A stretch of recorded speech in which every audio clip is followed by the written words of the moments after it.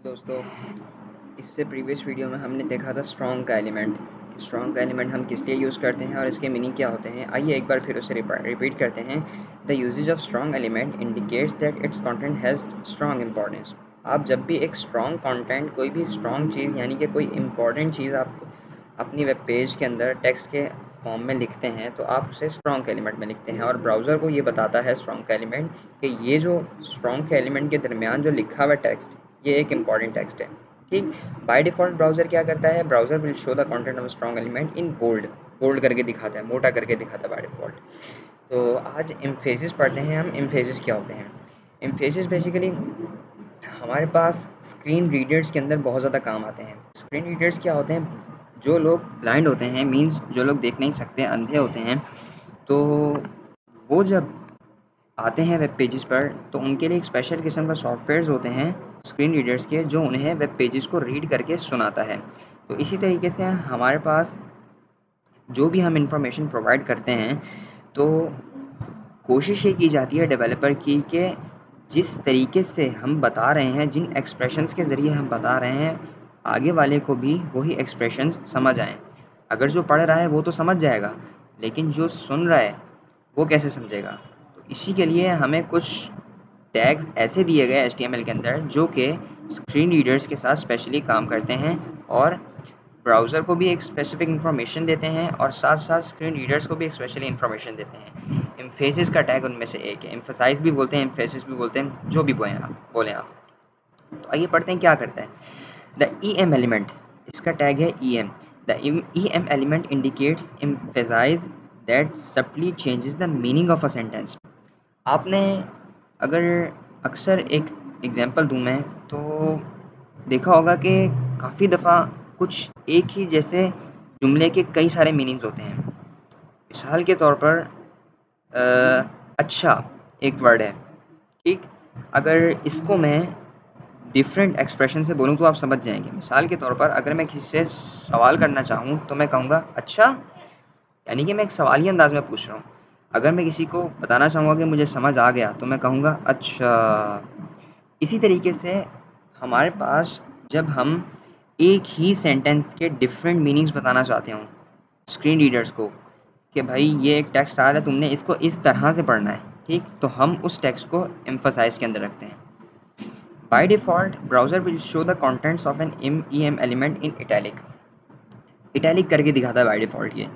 तो आइए एक छोटी-सी एग्ज़ाम्पल से अगर ज़रिए समझते हैं, और ये एक बहुत इम्पॉर्टेंट टैग है। अक्सर डेवलपर्स, अक्सर जो टीचर्स होते हैं, सॉरी, वो ये इस किस्म के टैग्स को छुड़वा देते हैं कि यार ये क्या मतलब समझाएँ स्क्रीन रीडर्स। लेकिन बिलीव मी, अगर एक आप अच्छा बेहतरीन डेवलपर बनना चाहते हैं तो आपको ये टैग्स भी आने चाहिए, क्योंकि आपकी वेबसाइट को रिस्पॉन्सिव होना चाहिए, आपकी एप्लीकेशन को रिस्पॉन्सिव होना चाहिए, हर एक जगह पर चलनी चाहिए। तो हम जो स्कोप लेकर चल रहे हैं वो ये है कि एक world class, out class developer बने, ठीक? और HTML के अंदर जो छोटी से छोटी चीज़ हो और बड़ी से बड़ी चीज़ हो, सबको हम कवर करें। तो आइए देखते हैं EM का tag.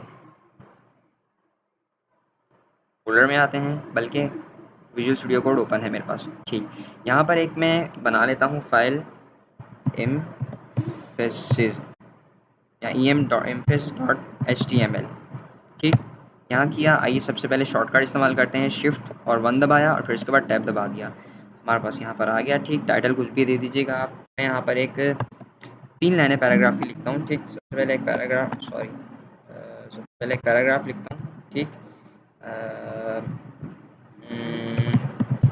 I think Rehan was the first, ठीक? यहाँ पर पैराग्राफ क्लोज कर दिया। एक और पैराग्राफ लिखता हूँ। I think Rehan was the first dot, और यहाँ पर पैराग्राफ क्लोज। इसी को कंट्रोल कॉपी कंट्रोल V मार दिया, ठीक है?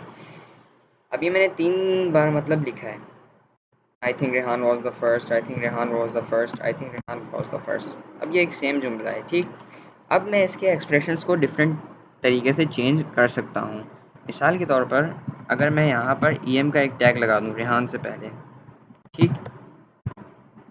अब ब्राउज़र को तो इसने EM के टैग ने बता दिया कि भाई जब भी स्क्रीन रीडर आए, ठीक है, ब्राउज़र के साथ अटैचमेंट होती है स्क्रीन रीडर की, इस रेहान को उसने एक स्पेशल लहजे से पढ़ना है।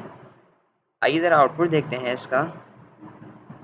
सॉरी, दूसरी फाइल ओपन की हुई थी, तो HTML के फोल्डर में आते हैं। ठीक, ये एम्फेसिस का टैग। ठीक, तो जूम करके दिखा देता हूँ आपको।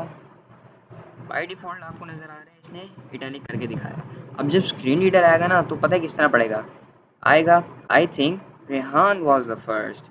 इस तरीके से आपको करके एक इन्फॉर्मेशन आपको प्रोवाइड करेगा कि भाई रेहान वो बंदा था जो फर्स्ट आया। ठीक, इसी तरीके से आप मिसाल के तौर पर थिंक, यहाँ पर एक EM का टैग लगा दें अगर आप, तो स्क्रीन रीडर आकर इस EM के टैग को भी एक स्पेशल तरीके से पढ़ेगा। मिसाल के तौर पर आई थिंक, यानी कि मैं सोचता हूँ कि रेहान वाज द फर्स्ट। ये होती है एग्जाम्पल EM की, एम्फेसिस की। बाय डिफ़ॉल्ट ये आपको इटैलिक करके दिखाएगा, मगर स्क्रीन रीडर्स की फॉर्म में जब आप स्क्रीन रीडर्स यूज़ करते हैं और काफ़ी सारी चीज़ें और भी इसकी कई एप्लीकेशंस हैं, तो आप हमेशा EM का टैग यूज़ करते हैं। ठीक है, आज के लिए इतना ही। मिलते हैं नेक्स्ट ट्यूटोरियल में। अल्लाह हाफ़िज़।